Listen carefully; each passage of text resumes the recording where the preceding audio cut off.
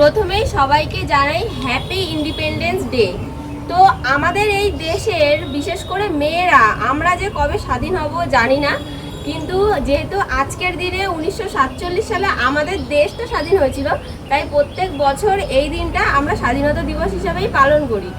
তো আজকেও আমরা এখন যাব পতাকা উত্তোলন করতে। আর এটা নিয়েই খুব দুশ্চিন্তায় রয়েছে যে আমাদের দেশের বা আমাদের রাজ্যের মেয়েরা যে কবে সুরক্ষিত হবে আর কবে ভালোভাবে নিশ্চিন্তায় রাস্তায় বেরোতে পারবে, তাদের বাড়ির লোক তাদেরকে রাস্তায় বার করে একটু বাড়িতে শান্তিতে ঘুমাতে পারবে, সেই দিনটা যে কবে আসবে জানি না। তবে সেই দিনটা যেদিন আসবে সেই দিনই কিন্তু আসল স্বাধীনতা দিবস হবে, যেই দিন আমাদের দেশের মেয়েরা স্বাধীন হবে।